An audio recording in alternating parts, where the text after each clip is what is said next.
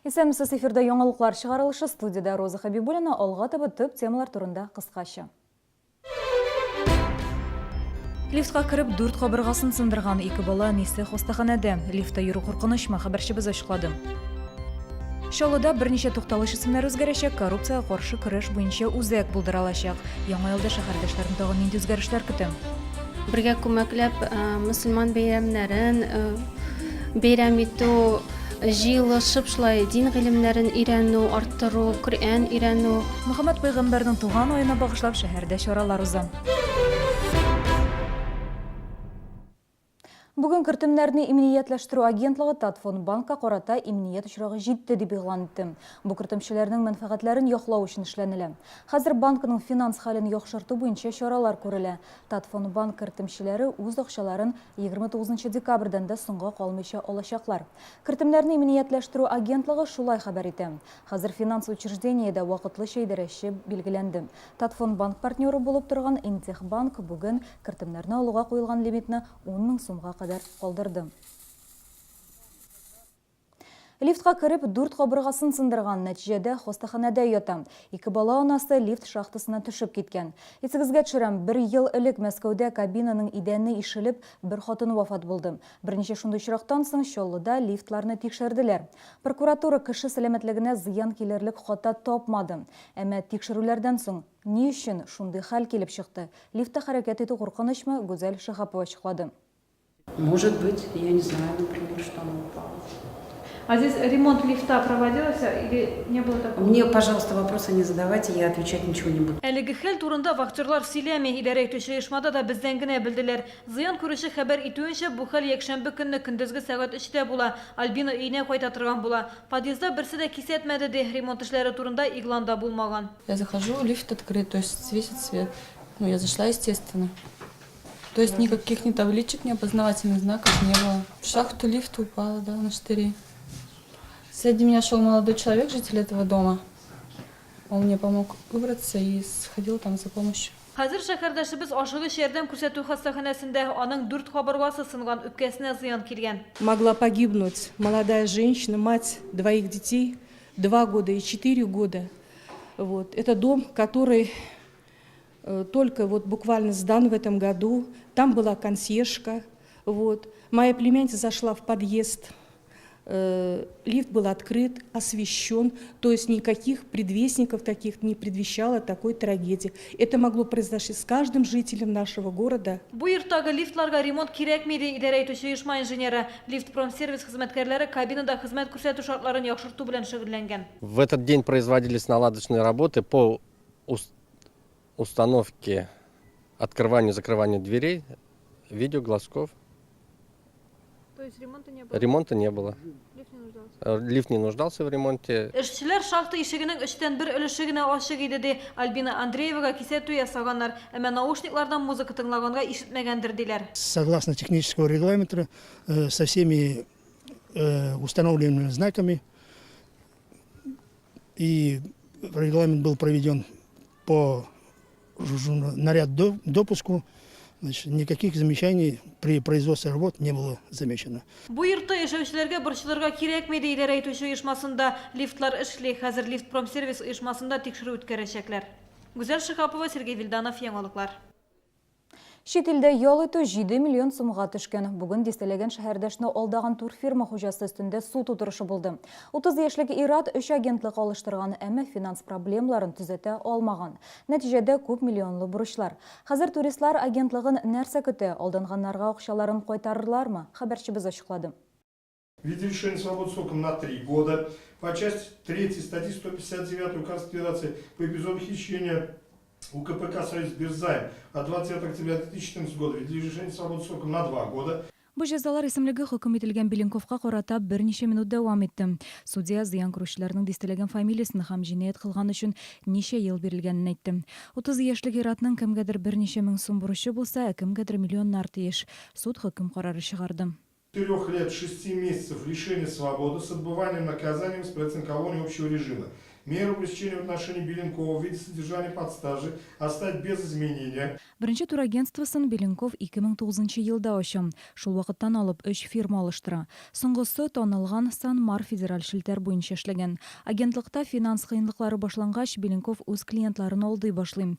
Алар белән килешү төзеп акча алган, әмма ял итүне зарыгып көткәннәр сәфәргә чыгып китә алмаганнар. Аннары Беленков дусларыннан бурычка акча сорый башлаган. Валерия Вязовага гына ул 80 000 сум акча тиеш. Все друзья ему помогали развиваться, когда он открыл турагентство. Мы знали обо всех его делах. Все шло нормально.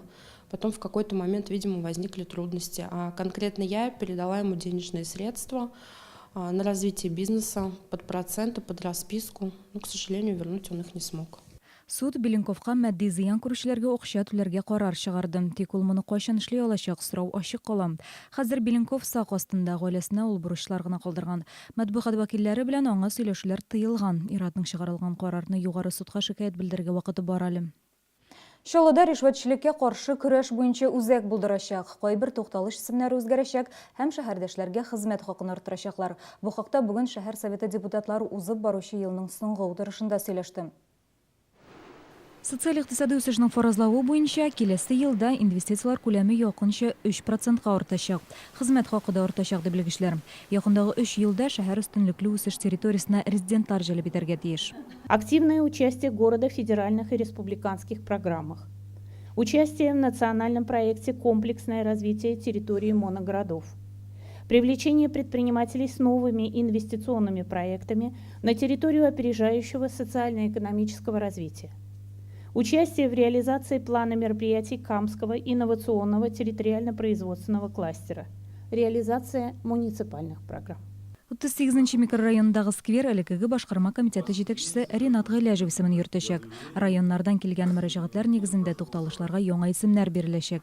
По проспекту Мусы Джалиля железнодорожный вокзал, бывший автомеханический техникум имени Васильева. По проспекту Сюмбика 11 комплекс, бывший 16 комплекс. По проспекту Вахитова, улица 40 лет Победы, бывший магазин КамАЗа. По проспекту проспект Ешлек, бывший Римбыт техника.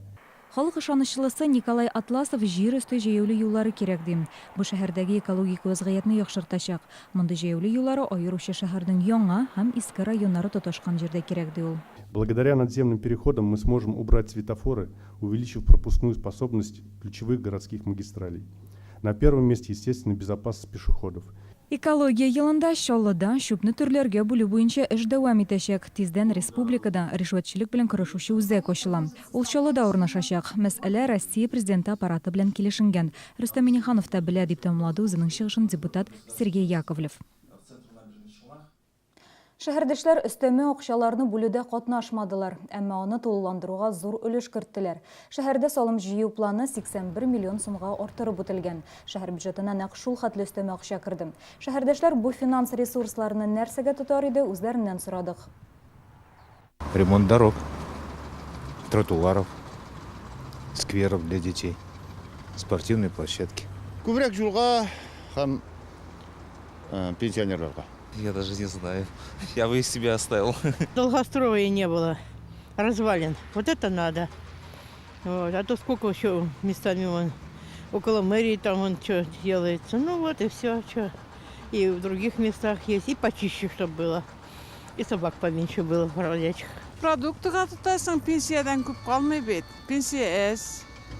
Бу пенсия белән яшәргә кирәк. Квартплат түләсәң, ашарга кала, ашарга кыйммәт хәзер. Итләр кыйммәт.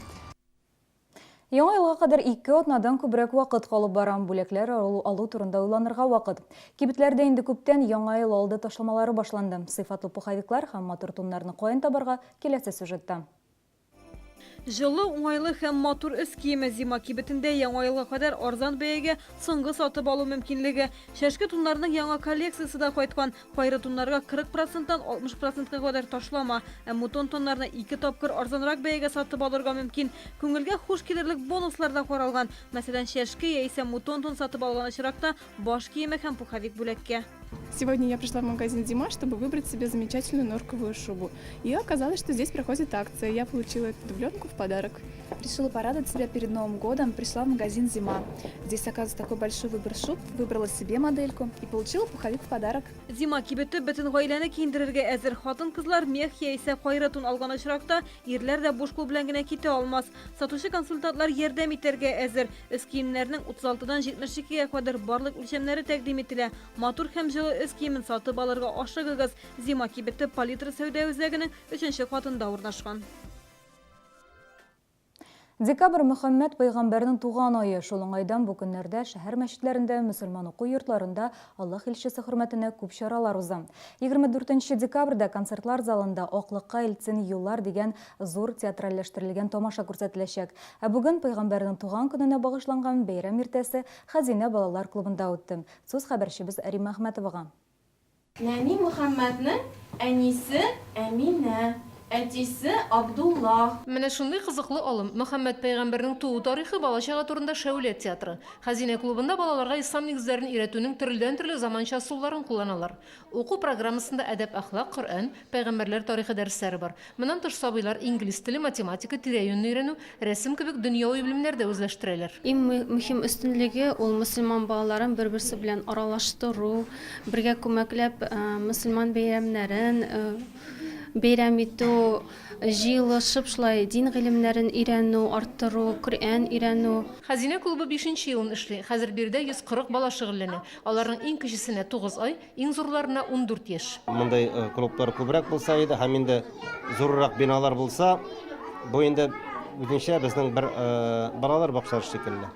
Балалар бакчасы шикелле, әмма инде монда менә үзебезнең милләткә хас гамәлләрне, күренешләрне өйрәтсәк, динебезне өйрәтсәк, аларны инде менә шушы яшьтән үк төшендерсәк, иншаллах үзебезгә инде бер хәерле бер өммәт, хәерле бер милләт әзерләгән булабыз. Хәзинә балалар клубы Крылатый торак комплексында урнашкан. Сидоровкадагы Ихлас мәчетендә аның филиалы эшли.